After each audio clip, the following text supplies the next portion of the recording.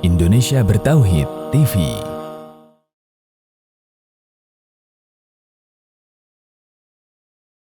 Alhamdulillahirabbil alamin, wassalatu wassalamu ala sayyidina Muhammadin wa ala alihi wa sahbihi ajma'in, amma ba'd. Penulis berkata, kapan kita harus berniat puasa? Wajib bagi seseorang untuk berniat ketika hendak menjalankan ibadah puasa.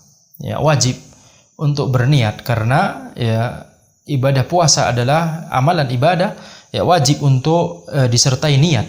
Dari Umar bin Khattab radhiyallahu anhu bahwa Nabi SAW bersabda, innamal a'malu binniyat wa innamal likulli imri'in ma nawa. Sesungguhnya amalan itu tergantung pada niatnya dan setiap orang akan mendapatkan sesuai dengan yang dia niatkan. Maka jelas di sini ya, supaya amalan ibadah puasa itu mendapatkan pahala ya dari Allah Subhanahu wa taala, harus kita dahului dengan niat. Maksudnya adalah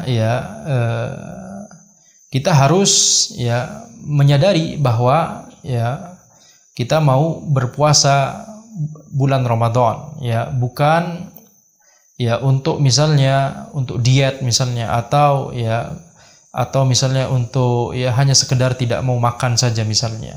Jadi ketika seseorang tidak kepikiran untuk berpuasa Ramadan sama sekali, kemudian dia tidak makan dan minum dan tidak melakukan semua pembatal puasa yang lain, akan tetapi tidak ada kesadaran di hatinya bahwa ini puasa Ramadan atau puasa yang lain, seperti puasa nazar, puasa kafarah ataupun puasa sunnah dan seterusnya. Kalau tidak ada kesadaran di hatinya atau niat di hatinya bahwa ini puasa, dia hanya sekedar tidak makan, tidak minum, maka itu tidak teranggap sebagai amalan ibadah. Kemudian penulis berkata, niat puasa itu adalah cukup dengan menyadari atau mengingat bahwa besok akan berpuasa. Karena letak niat adalah di hati, tidak disunahkan bagi kita untuk melafazkan niat karena hal ini tidak ada tuntunannya dari Nabi SAW dan para sahabatnya. Jadi pendapat yang terkuat dalam masalah ini adalah tidak disunahkan untuk melafazkan niat, nawaitu shaum Ramadan dan seterusnya. Tidak disunahkan untuk melafazkan niat karena niat itu hanya ketika kita sadar atau ingat bahwa besok itu puasa Ramadan, maka itu sudah niat. Contoh orang yang tidak berniat yang disebutkan oleh para ulama, contohnya misalnya ketika orang tersebut misalnya ngelindur misalnya atau ngigau, ada orang tidur kemudian dia ngelindur, kemudian dia melakukan gerakan wudu misalnya ke kamar mandi, ngelindur kemudian wudu, dan dia masih nggak sadar, dia masih tidur gitu maka apakah wudunya itu sah? Tidak sah karena tidak ada niat, dia masih tidur, dia ngelindur. Demikian pula ketika dia ngelindur kemudian sholat, melakukan gerakan sholat dari awal sampai akhir gitu kan, maka sholatnya tersebut tidak sah. Mengapa? Karena tidak disertai niat. Jadi niat itu hanya sekedar ketika kita menyadari atau ingat bahwa ini mau sholat, saya harus berwudu atau saya harus sholat dan seterusnya. Itu sudah cukup dengan untuk disebut niat. Itu sudah cukup untuk disebut niat. Oleh karena itu tidak perlu bagi kita untuk kemudian melafadzkannya. Jadi para ulama memiliki kesepakatan bahwa niat itu di hati. Para ulama di seluruh mazhab itu memiliki kesepakatan bahwa itu niat itu di hati. Yaitu ketika hati sadar dan ingat dan memiliki tekad untuk melakukan amalan ibadah tertentu, maka itulah niat. Jadi niat itu di hati. Akan tapi para ulama kemudian berbeda pendapat apakah boleh bagi kita atau apakah disunnahkan bagi kita untuk melafazkan niat. Jumhur sebagian besar ulama berpendapat disunnahkan karena itu untuk membantu supaya hati lebih mantap. Jadi pendalilannya demikian. Pendalilannya adalah maslahat, yaitu supaya membantu hati supaya lebih mantap. Akan tetapi wallahu alam, pendapat yang lebih kuat dalam masalah ini adalah bahwa melafadzkan niat itu tidak disunnahkan karena tidak ada contohnya dari Nabi Muhammad SAW. Dan para ulama yang berpendapat bahwa disunnahkan untuk melafadzkan niat, mereka pun juga tidak harus mematok lafadznya harus tertentu, harus ya nawaitu soma ghadin dan seterusnya. Ya, formatnya tidak harus demikian. Ya, jadi wallahu alam, ini memang adalah perbedaan pendapat yang muktabar di kalangan ulama. Kita saling menghormati dan menghargai. Akan tetapi pendapat yang lebih kuat wallahu alam adalah yang menyebutkan bahwa ini tidak disunnahkan untuk melafadzkan niat, karena tidak ada contohnya dari Nabi Muhammad SAW dan para sahabatnya. Ya, tentunya amalan ibadah seperti sholat, seperti wudu, seperti puasa, ya itu adalah amalan ibadah yang sering, bahkan setiap hari dilakukan. Sholat dan wudu itu setiap hari dilakukan oleh para sahabat, setiap hari dilakukan oleh Nabi Muhammad SAW dan para sahabatnya. Ketika itu ya tidak ada riwayat sama sekali yang menunjukkan bahwa mereka ya menyunnahkan, mereka menganggap bahwa melafadzkan niat itu sunnah, maka ya lebih baik kita hindari. Ya, jadi lebih baik kita ya kembali kepada memang pendapat yang disepakati oleh seluruh ulama, niat itu di hati. Ya, hanya dengan sekedar sadar dan ingat bahwa besok itu puasa Ramadan, itu sudah cukup. Ya. Kemudian penulis berkata, akan tetapi kapan kita harus berniat puasa? Ya, wajib untuk berniat sejak malam hari pada setiap harinya bagi orang yang hendak menjalankan puasa wajib seperti puasa Ramadan dan puasa qada Ramadan. Ya, dari Hafsah radhiyallahu anha bahwa Nabi SAW bersabda, la siyama liman lam yujammi' an-niyata minal lail. Tidak ada puasa bagi orang yang tidak berniat puasa sejak malam hari. Ya, jadi ketika kita memasuki bulan Ramadan, malam harinya kita harus sadar dan ingat dan bertekad kuat bahwa besok mau puasa. Ya, harus setiap malam harus kita punya kesadaran seperti itu. Ya, jadi tidak cukup hanya ya berniat di awal Ramadan saja itu mencukupi untuk seluruh hari di satu bulan tersebut, tidak. Akan tetapi harus untuk setiap malam, sebagaimana perkataan penulis di sini, wajib untuk berniat sejak malam hari pada setiap harinya. Yakni setiap malam Ramadan kita harus menghadirkan niat bahwa besok itu kita mau berpuasa Ramadan.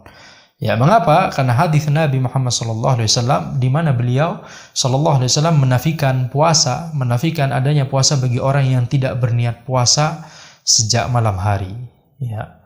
Kalau kita lihat hadis ini umum, la siyama liman lam yujammi' an-niyata minal lail.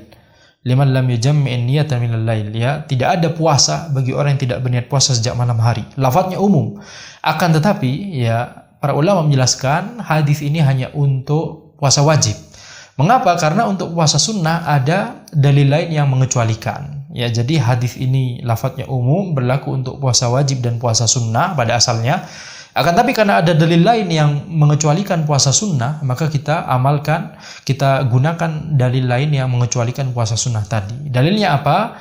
Kita simak perkataan penulis di sini. Adapun untuk puasa sunnah, maka boleh jika kita baru berniat di siang hari, baik sebelum zawal atau setelahnya, sebelum zuhur atau setelah zuhur.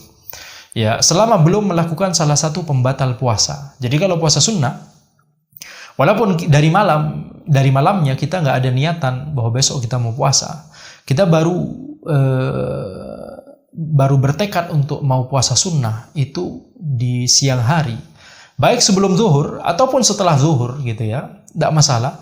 Ya, selama belum melakukan salah satu pembatal puasa, belum makan, belum minum. Adapun kalau sudah makan, kenyang, sama minum, sarapan tadi sudah kenyang, baru jam 10, jam 11 niat puasa sunnah, maka ini tidak sah puasa sunnahnya ya. Jadi syaratnya selama belum melakukan salah satu pembatal puasa. Maka boleh bagi dia untuk baru punya niat untuk puasa sunnah di tengah siang, baik sebelum zuhur atau setelah zuhur, tidak masalah.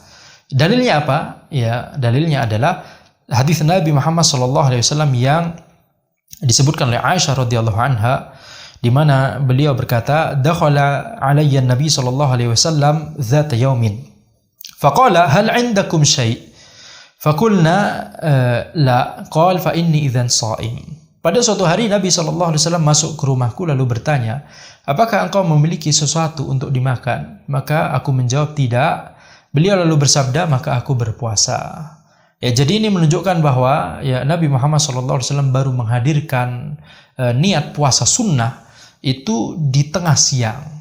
Ya, karena sebelumnya beliau petunjuk bahwa beliau tidak punya niatan untuk berpuasa sunnah hari itu adalah ketika beliau nyari makanan, bertanya apakah ada makanan kepada Aisyah radhiyallahu anha. Setelah dijawab tidak, maka Nabi Muhammad SAW bersabda, "Idzan fa inni idzan shaim." Ya, maka aku berpuasa. Ya, jadi inilah dalil yang mengecualikan puasa sunnah dari dalil yang umum tadi, ya, yang menyebutkan bahwa tidak ada puasa, ya, tidak sah puasa seseorang, ya, baik itu hukum asalnya baik itu puasa wajib ataupun puasa sunnah, karena di sini lafadznya cuma menyebutkan siam.